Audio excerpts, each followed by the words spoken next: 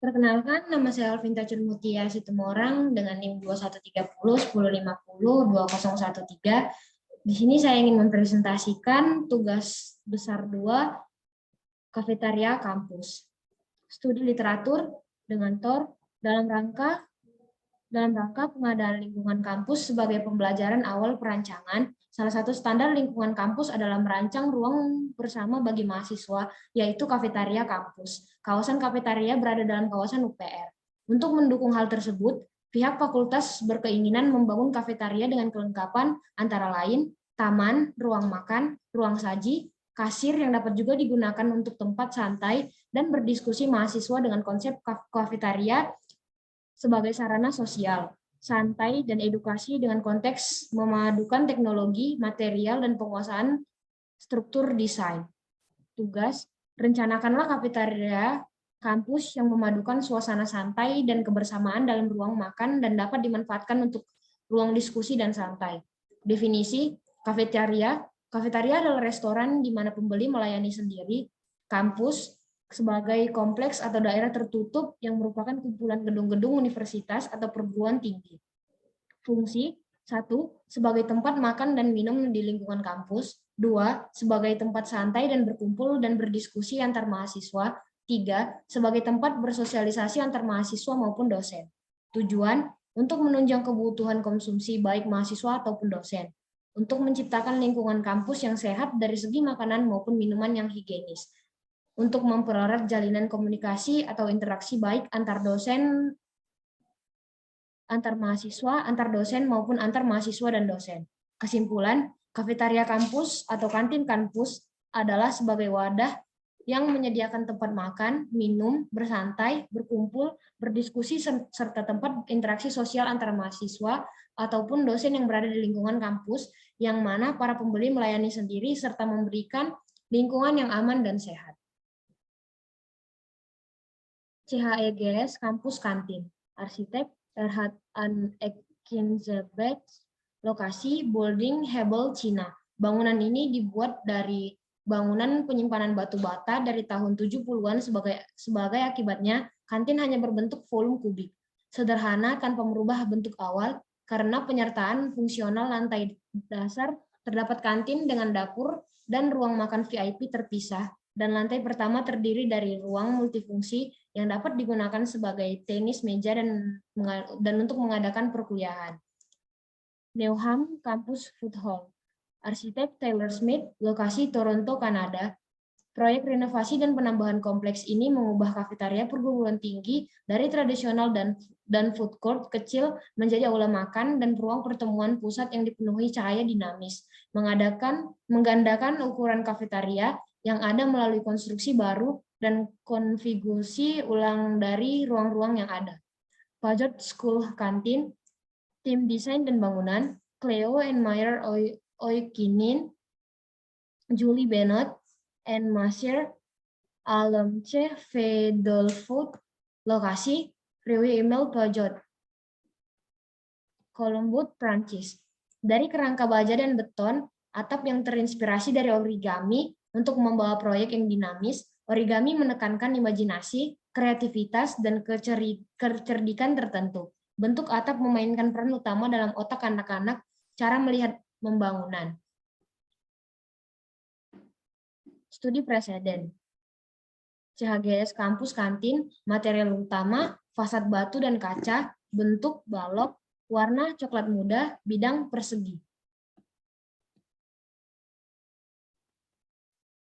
Newham Campus Food Hall, material utama, kaca dan beton, bentuk balok, warna putih, bidang persegi panjang, analisa bentuk berikut. Pajot School Kantin, material utama, baja dan beton, bentuk balok, warna hijau dan putih, bidang persegi panjang. Analisa bentuk seperti berikut.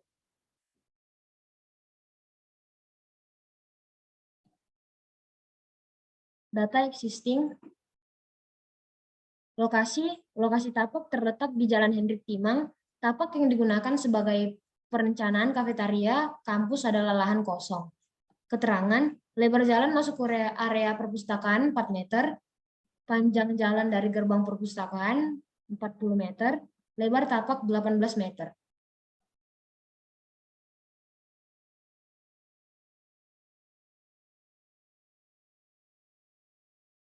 Analisa tapak, kelebihan lokasi tapak, lahannya terbilang cukup, asri dan terbuka hijau, vegetasi tidak padat.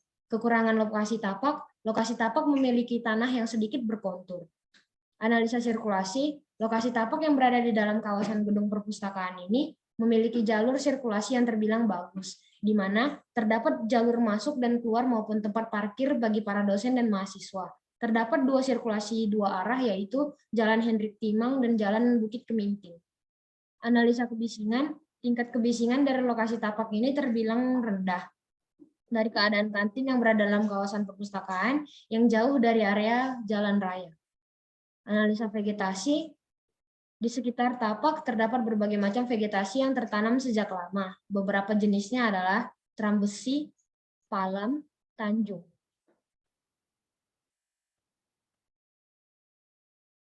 Konsep bentuk. Konsep bentuk yang pertama diambil dari bentuk persegi panjang, lalu dipotong, dan bangunan berikutnya dimajukan ke depan, lalu ada penambahan ke atas, dan jadi begitu. Untuk yang kedua, diambil dari persegi panjang, lalu perubahan bentuk pada atap. Hasil akhir. Yang ketiga, diambil dari persegi panjang, lalu memotong sebagian bentuk. Ini hasil akhirnya. Side plan.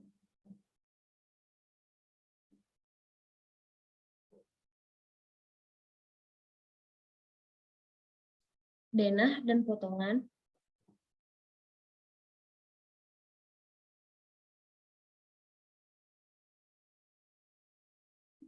Keterangannya, A. Ruang makan, B. Private room, C. Kasir dan dapur bersih, D. Dapur kotor, E. Gedung penyimpanan, F. WC, dan G. Outdoor.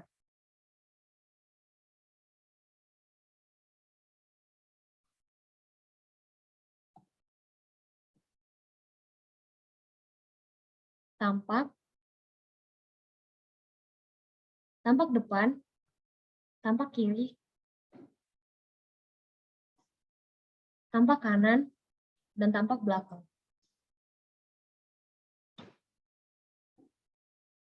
Perspektif, perspektif interior, perspektif eksterior, situasi, detail arsitektur. Yang pertama, terdapat tameng atau talawang yang memiliki arti perlindungan diri khas masyarakat suku Dayak. Yang kedua, menggunakan pintu kaca di pintu utama agar bangunan terlihat lebih modern. Berikut maket saya. Tampak depan, tampak kanan, tampak kiri, tampak belakang. Sekian presentasi dari saya. Jika ada salah kata, mohon dimaafkan. Sekian dan terima kasih.